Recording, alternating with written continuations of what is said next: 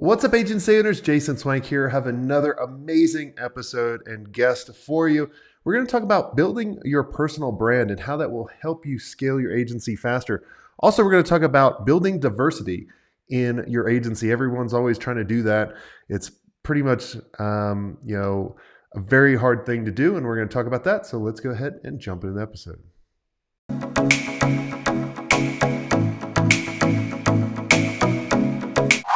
Hey, Travis, welcome to the show.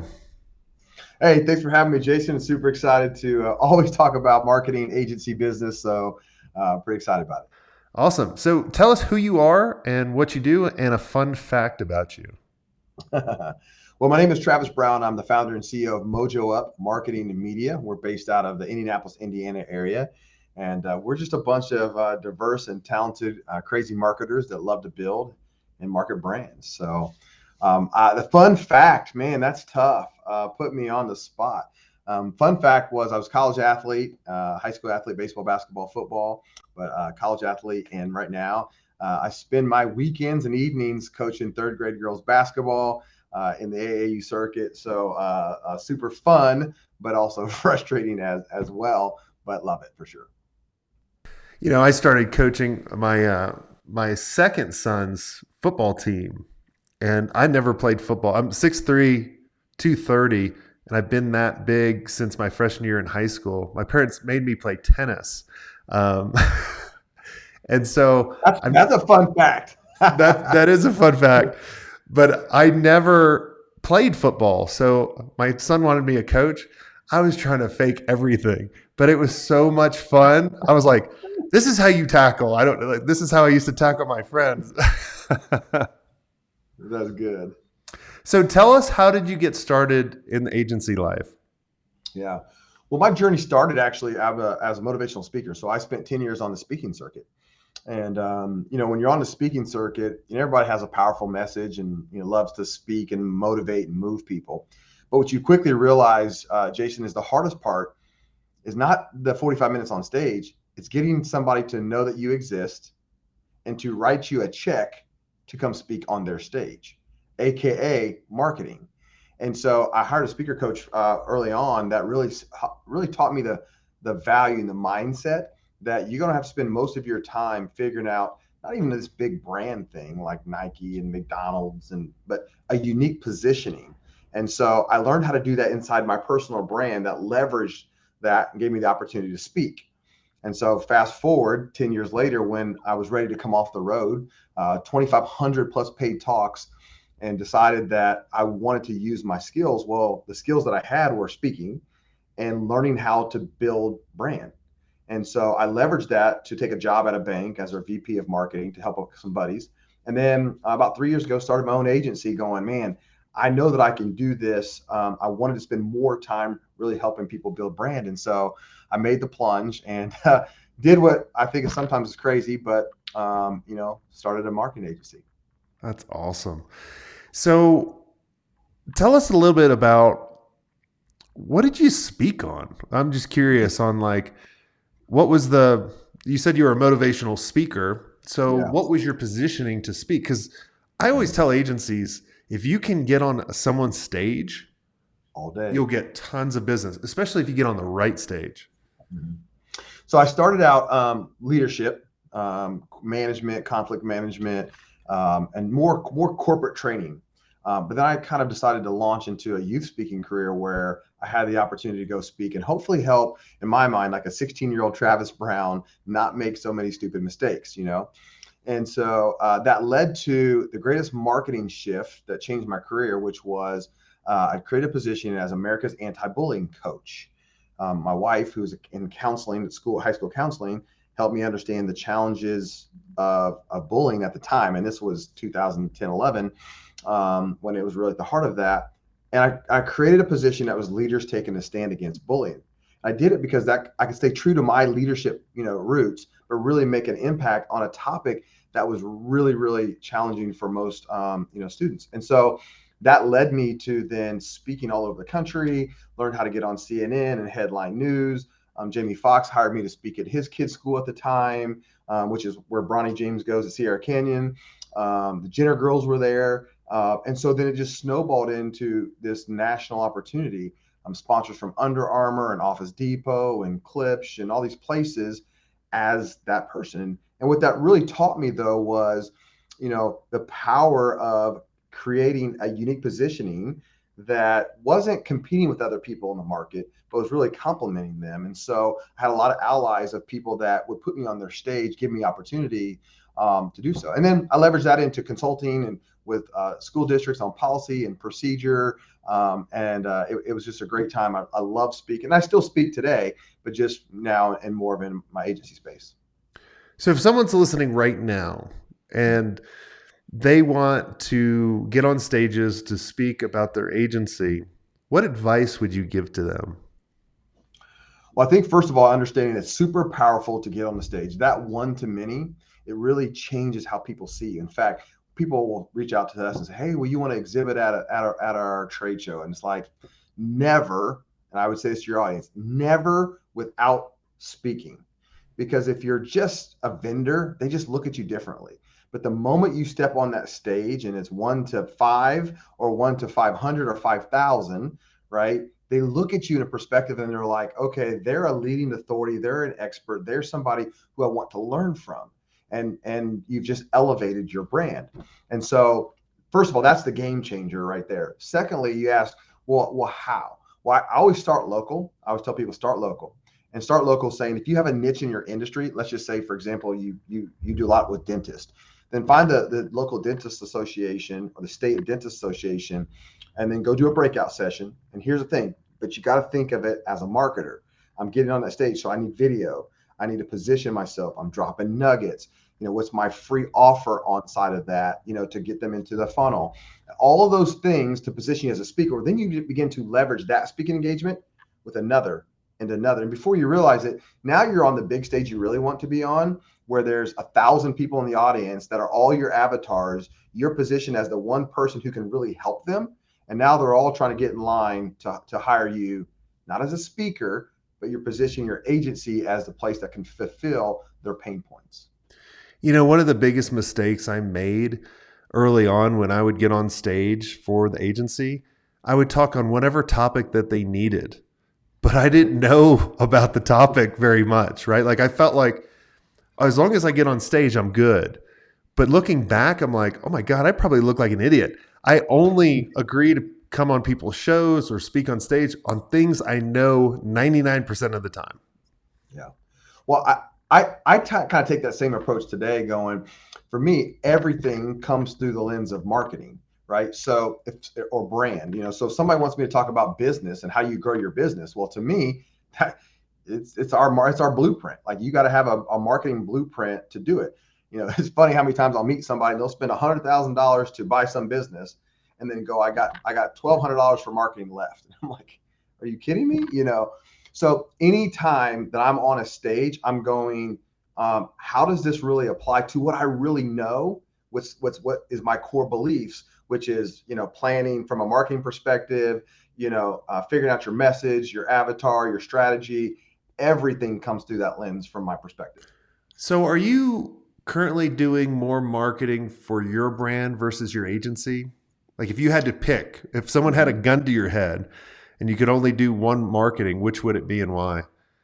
Well, what we did was, and I'll tell you exactly what we did and why I did that right, then did it wrong, and then now we're doing it right. And Well, you always start off wrong. well, here's the thing. I knew personal brand, so I'm like, I knew how to elevate myself, and I didn't know how to build the agency. So I got out there in front. I put myself in situations, CEOs, business owners, people that I knew, and we started in that small business sector, and I got a lot of business. And then as a team, we started thinking, going, okay, it's not all about Travis, it's really about our team. And so then we started to really then gravitate to our team, but I did it too quickly and our team wasn't ready. Took the focus off of me, which I was the CEO, I was the face.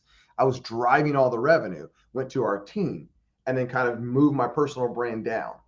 And it didn't work very well. So then I had to come back and rebuild my personal brand, and then got to a point. And now, ironically, we're going back to our diverse and talented team because we're at a position now to understand how to leverage my personal brand and relationships, but really transfer the knowledge and the credibility from me to our team. Yeah, I think a lot of people listening, when they're at a point where they've been at a certain level for a while and they're trying to think, how can I get to the next level? Mhm. And they think, oh, well, I'll pick this sector to go after and we'll market the crap out of the agency versus like starting to brand yourself and brand your team. Like, perfect example I always use as an example is Gary Vaynerchuk and Media, especially how he brought in, D Rock and all these characters into the Yeah. mix where we all got to know them versus it just being the Gary show. Yeah. Well, I think what I love about Gary, and obviously he's been a great trailblazer for our industry, is you would have never known who VaynerMedia was without Gary. Like Gary was the personality. In fact, when we set out, that was kind of our model, which we knew that if we promoted me and my speaking background and my knowledge and my personal brand, because I had a lot of followers, I'd already written books, I had visibility. That's why we kind of landed on, building your personal brand is the fastest way to build company profits. Because I'm not a designer, I'm not a videographer, I'm not a web builder, I'm a strategy guy. But we already knew the company had to fulfill all that. But we needed a point person, we needed a focal, we needed a voice. And because I was the speaker also, it was easy for me to go and get into offices and get into companies and utilize that to drive that company. And that's exactly what Gary has done with not only VaynerMedia, but the Sasha Group, which is, I think, their small business version of that. But then he also then knew, man, the bigger my stage gets, then D-Rock has a lane. And his brother has a lane, and how they spun off with Vayner Sports, like all of that's really created because Gary got bigger than life. Yeah. So we talked about speaking. What Mm-hmm. other stuff are you guys that you've seen work for yourself and your agency for branding that you guys are working on? Well, we launched a 2022 campaign called Diverse and Talented. And, in this space right now, and one of the space lanes that we're going into is everybody's talking about DEI and DEI being a thing from a corporate perspective. And we just landed on the fact that we had already created that diversity, so with 15 people, I think 11 full-time and 4 full-time contractors, we have 8 Black males in our company, which is an anomaly in our industry, and that sets up a lot of diversity. Female, Black, African American female, and Asian lady, and we have Hispanic, and then we have 4 white ladies that are amazing as well. But that diversity created something that people were trying to do 2 things: one, hire a diverse agency, and then 2, try to figure out how to get that same type of diverse talent. And so what we are good at is just telling stories and shaping brands for people to make impact, but through those lenses, right? And so I think a lot of people out there are going, how do I help tell somebody's diversity story? And my first answer is, you got to be it first. I'm not saying you can't tell a great story that you're not like, but in this day and age, the more you reflect that, the easier people will cling to you and say, okay, we want them to do it. And so we were very conscious around it. No different than you're going, I need a videographer, I'm looking for a designer, I'm looking for a web, like that's diversity, but that also is in age, it's also in race, and creating a diverse environment was something that was important to us based upon our mission. Yeah. I talk to so many people that they say we're diverse and they were just like, we're a diverse company, but then they don't back it up. It's kind of like the people that go, well, I can help you get to create $1 billion company, but I've never created $1 billion I've never done company. it. Right. Like, well, you start at a trillion, then you can create $1 billion. Yeah. And I think that's something that works for us. I think the lesson in this really, though, is I think every agency has to have some unique identifier like that. Something that you feel like is something that when you stack up, we call it our 3 uniques, right? And when we build our brand blueprints and we say, what are the 3 things that no other company should have like yours? Anybody, you can take any one of them, you can take 2 of them, but like you shouldn't see on anybody else's website in the country these 3 things because they're kind of true to your DNA buildup. And we're diverse and talented. We build it like it's ours, and we work until you love it. And those are features that we sell to that has created our own unique persona as an agency. I think some people don't think about their brand that way, because it's like, are you going to do website any more unique than the next guy? Probably not. Is your video guy amazing? Sure. but there's somebody just like it. But think about the personality of which your organization is, and then take that thing to the marketplace to thrive. You know, it's your core values and it's what you Mhm. believe. And that's how you get very different types of people all committed to one single goal or a direction that they're going. And that's the thing that everyone's looking for, but they don't know that they're looking for it. Sure. They just think that the top line revenue is everything. And I just go, well, why do you want to get to the 10 million mark? Why do you want to get to the 20 million mark, the 100 million mark? Why? Well, I don't know. So then I can take some time off. Like, you can hire the right people to take off all your challenges. I'm like, you could do that now. Mhm. I get fascinated by, in our agency world, like being purpose driven, and for us, by purpose driven, like I know everybody says at some level, but it's like, man, like we really are passionate about building a brand, this telling this story so that our end client can ultimately make their greatest impact, whatever that is and whatever that industry is. And when I interview people, it's like, I want to know that you're passionate about this. Because if you're not, it's cool. But there's a tons of other places that you can work. We're passionate about diversity. Like, and if you're not, that's cool. But that's part of us trying to build our culture. And as a Black-owned marketing agency, there's not a lot of us out there. And part of that internal passion is like, how do we pave the way for more creatives that can do this same thing? And Jason, you hit on something. The number one way that we can help pave that road is we got to go first, and we got to do it, and we got to be it, so that we can help other people achieve that same thing. But we cannot do that without first going through all the stuff that we've gone through in the last couple of years and what we are, and quite frankly, the things that we're getting ready to go through that we don't even know yet. So I know. that's our plan. If you had to look back to maybe about a year ago, what's one thing that you've learned this year that you wish you could go back and tell your prior self a year ago that would make a huge difference? I think for me, one of them is in the interview process is making sure you understand that whoever you're hiring and for whatever that position you're hiring for, they love that thing. I think what happens a lot of times, we're just trying to plug holes, and we get people, and they're good people, but they don't really fit the role because they don't love what you're doing. So if you have somebody that's like, well, I can do website, but I really like to write copy, I like graphic design, and you put them in this box that they get up every single day, they're not passionate about, you're never going to get their best, and they're never going to be at their best. And so I would slow down just a little bit and really unpack and make people really convince me that they're going to love this job, this position at this company. And if they're not, then it's okay to pass on them. It's good advice. I remember I was looking for a project manager, another project manager at the agency.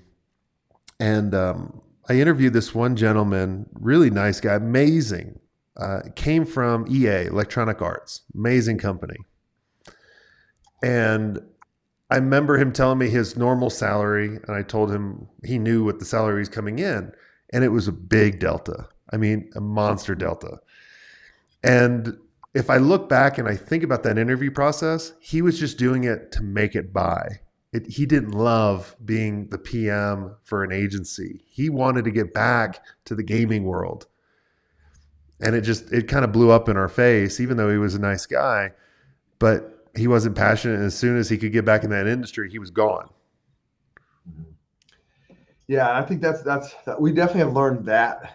And I think the second one, and I'm interested to hear your take. I know you're asking all the questions today, but I do have one for you. And that is, I wish we spent more time understanding how to create a better client experience. I say that going, our end product is always amazing. We don't have clients that are mad because the end product's not good. But the bumpiness through the process, getting them to love the process as much as the end, and what that's created in us, and that's been our biggest pain point in the, almost 3 years, is how to really make the client experience from start all the way through exceptional. I'll tell you a book to check out, and then I'll tell you all, or I'll link up a link in the show notes about Joey Coleman. So he was a speaker that we had at one of our agency experiences, and then I brought him on the podcast as well. But he talks about how to never lose a client and how you'll lose a client, but it's just a catchy title. But Yeah. it's talking about the first 100 days are so important. And it's about the communication and the touch points that you go through, and one of his examples he uses is there's a lot of turnover in the banks. And think about the last time you switched a bank, how difficult it is to link everything back up. And he says most people change banks often because it's just such a bad experience. And if you just think about when we make a sell as an agency, what are we doing? We're ringing a bell. But the client's thinking, did I make the right decision? So how can you help people out? Like, for example, when someone buys anything from us, I always create them a custom Loom video and I send it to them. And I'm like, hey, Travis, thanks for jumping into the playbook. You made the right decision. Let me give you a couple little pointers. And I spent about 2 or 3 minutes and I send it to them. And the biggest thing I get back, a lot of people are like, how'd you automate that? I'm like, it's not automated. But it's like thinking of each touch point throughout the process and how can you over communicate to them? Like I'm working with an agency right now doing our ads, and I know they can do a good job, but I have no idea what the process is. And that makes me question, well, if I don't understand the process, are they doing it the right way? Like, how are we going to track? And you got to think in that way and just do things that are surprising. I have one mastermind member that flies out to meet because we can have business all over the world, but he makes a conscious effort within the first month to go out and meet them, especially in these crazy times.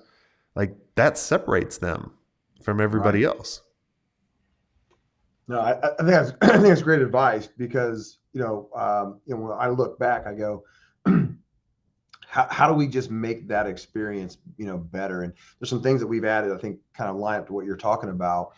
But I think as agency owners out there are really trying to put together, understand there's a difference between have a talented team and having a successful process that leads to a great experience. And just spending the time to really map out every single intersection of where you can impact and connect and wow, and just make people feel like you haven't forgot them. And I'll tell you where we had to learn this the most is that I'm on the front side of all of our strategy. And so I build strategy with our client. That's kind of my thing. And then we would move them into the fulfillment of, design and video production and web and that. And then our team would take over. And then I would step back trying to empower my team to do what they need to do. But our customers felt this sense of Travis withdrawal, like I was there and now I don't care anymore. And it wasn't that at all. So we had to really work to think about how can I do this piece of my job that I'm really good at, empower my team, but make our clients feel like I haven't abandoned them in this process. And so until that I'm not the person doing the strategy on the front side of it, as the founder and the CEO, there's always that feeling like, well, I want to deal with the founder and CEO, or I want to deal with that guy. We're still working through that to help make sure they don't feel that we've left them or I've left them. One of the things that I've done that worked, it's all about positioning. So you already positioned yourself as that thought leader. Same thing with Gary, right? If you think Gary doesn't work with any of his clients. And you probably know why, because we're so ADD. We can't pay attention and we have 1,000 directions. And so how I always do it is, look, I'm going to help you with the strategy in the very beginning. And that's what my superpower is. But if you want me to manage your project, if you want me to constantly be on all the calls and that kind of stuff, it'll be a nightmare for you because I can't remember 2 + 2 from last week. That's why I hired my superpower team, Danessa, Stacy, Darby. Like they're amazing. And you just prop them so far up that they're like, okay, cool.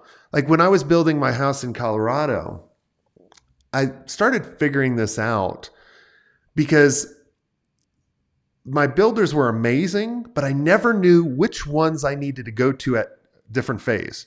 So there was a Yep. contact I had for the design phase. Then there was a contact that I didn't know that looking back, there was someone that was in charge of the building phase and managing the contractors. And it's the same thing that we do at agencies.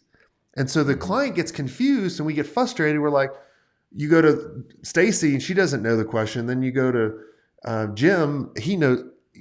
And then it's different every time. And it just gets so frustrating.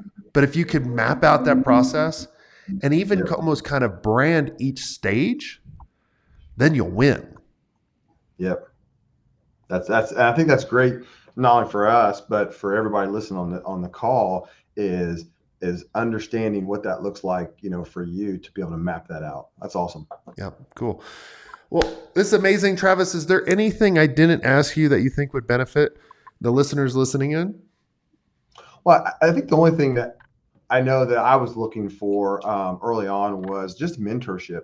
I think it's one of those things. I had a business mentor I had breakfast with this morning, and that's what he was asking me really about was, in your industry, where do you go for that? And so I would kind of just want to ask you, I know kind of what you guys do in some of your models, but I feel like I spent the first 3 years building this business from scratch. And I think I could have really compressed that timeline if I had somebody to come alongside, and I didn't even know where to go or where to turn to do that. And so I think, that's one of those things that didn't seem to be relevant, and understand who you can trust in the business and who really knows it and all those kind of things. So, Yeah. you didn't ask that question, but I'm asking that question because I think it's important for people to really find where can I get certain things based upon where I am in my journey, without doing what I had to do, which is just figure the shit out yourself. Well, the first 12 years of running the agency before I sold it, there was nothing out there. And I looked at my competitors as like, we looked at each other as search and destroy. Like there can only be one winner, which was always the wrong way to look at it. But it was, it was a new market. I started in 99. So there wasn't a TikTok agency. There wasn't all these, like, hell, we started before there was Overture and Google. So there wasn't much there. But now what I tell people is you're not really looking for mentorship, right? You're more looking for, I look at it as like a community of like-minded people that have gone through it or that are going through it with you, that can take out the emotions. I mean, think about how many times have you given advice to your clients and your friends and your partners, and you're like, man, that was easy, but you can't do it with yourself. And the reason is we're too emotionally attached to it. And so that's why I always tell everybody, look at the source. And that's why we put out so much content. I mean, we've been doing this for 8 years at thousands of shows or however many number. If you like that stuff, then you should look at that person of what they're creating. And if they have a community, then you chat with them and find out a little bit more about it. But, that's why we put the mastermind together. It's our why, and the way we make decisions is being a resource I wish I had.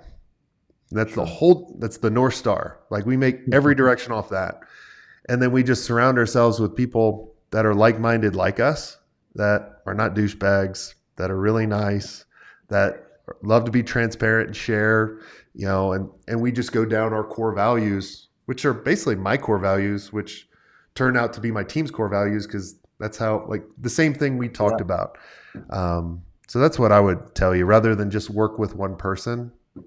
Because that one person will give you everything they got in like 2 months and be great. And then you're looking another 5 years for the next person. Very, very, very, very true. Great advice for sure. Awesome. What's the agency website people can go and check you out? Yeah, it's mojoup.com, MOJOUP.com, mojoup.com. Awesome. Well, thanks so much for coming on the show, Travis. A lot of great nuggets. And if you guys want to be around amazing agency owners where they can see the things you might not be able to see, they'll be able to catapult your decision making and scale your agency faster and make it a lot more fun and give you that freedom. I'd love to invite all of you go check out the digitalagencyelite.com. This is our exclusive mastermind. So go to digitalagencyelite.com. And until next time, have a swank day.